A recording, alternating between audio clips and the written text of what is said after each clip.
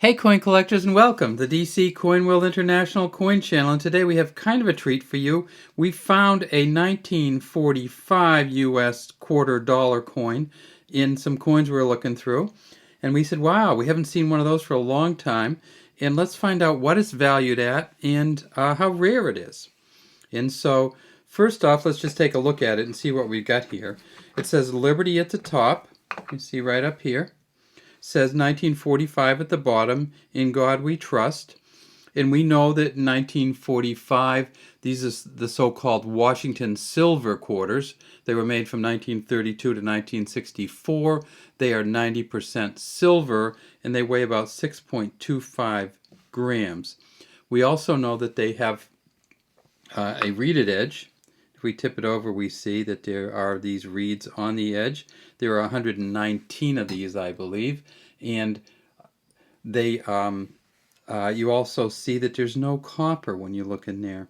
Okay, now the newer coins, of course, let's take a look at a newer one.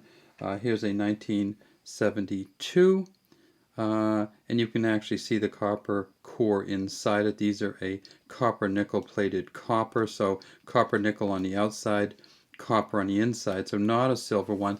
And it also turns out they are significantly different in weight. So the 5.67 grams for the ones that have the copper core, and 6.25 grams for the silver.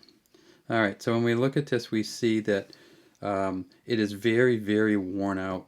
And when we tip it over, we see that it says United States of America, E pluribus unum, and then at the bottom here it says quarter dollar. So there's no place on the U.S. coins that says 25 cents. So you have to know that a U.S. dollar is 100 cents, and that a quarter of that is 25 cents, and that's where you get your quarter dollar from. 4 of these equal a dollar. Of course, when it's silver, we change that up a little bit. So let's take a look at it. We know that this coin right here, in its silver value alone, because it's 6.25 grams of 90% silver, the silver value alone is about $4.67 right now. And so in other words, if you melted this down for silver, which technically it's illegal to melt down US coins, but if you melted this down for silver, it would be worth $4.67. This is a John Flanagan design that came out in 1932. In 1932, in the midst of the United States Depression, the stock market had crashed in 1929, and they stopped making coins for a year, and they retooled. This was the old coin, the so-called Standing Liberty coin. This is a 1926 version. We can see the mint mark here. In God We Trust, it says Liberty at the top. And when we flip it over, we see that it has this beautiful flying eagle, United States of America. The E pluribus unum on the back of these coins. It says quarter dollar at the bottom. So this is where we came from in 1930. They made the last of these. In 1931 they didn't make any. 1932 they started with these coins. Now, one of the things that people are a little bit confused about sometimes is where the mint mark is. So here is the 1972 coin, and we see the mint mark is right there, the Denver mint mark, right behind Washington. We look behind Washington on the 1945, and we don't see a mint mark, and that's because there isn't any. And even if there was, they wouldn't put it on this side. Where do they put it? Well, it turns out that when we flip it over, we see the eagle. They put it right down here, and I'll show you one. So see how the Denver Mint is down here?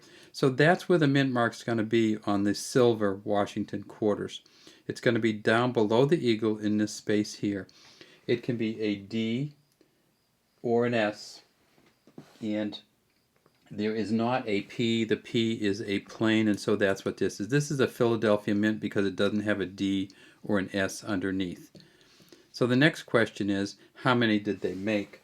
And in 1945, you need to remember that the United States was still in a war. The war in Europe and in Japan ended in 1945. So when they made these coins, they that we were still during wartime. So these are wartime coins.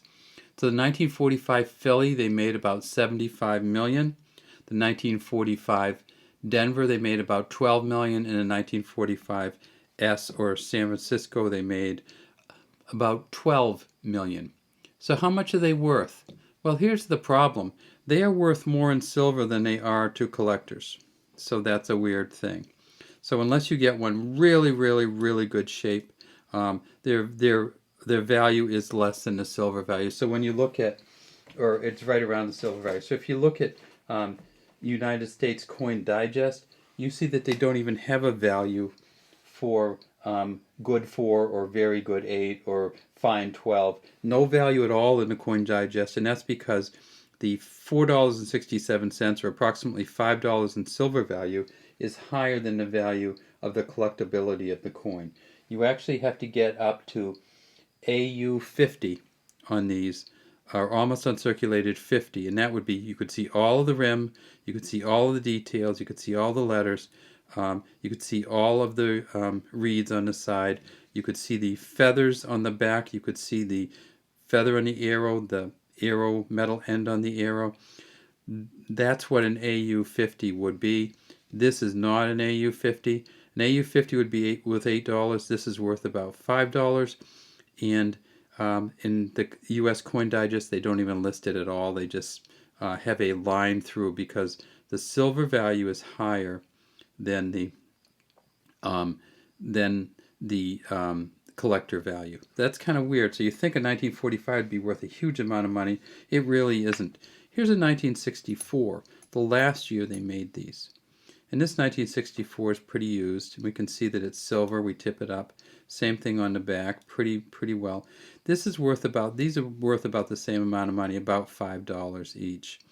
Even though this one is 19 or 20 years newer, and this one is certainly not as collectible. So if you're a World War II collector, or if you are a just going through and filling in all your years, this is a great coin to have, the 1945, but it's not worth a whole lot more than its silver value. All right, that's all we have today from DC Coin World International Coin Channel. We'd love to have you subscribe to our channel and leave any comments you have in the comments section.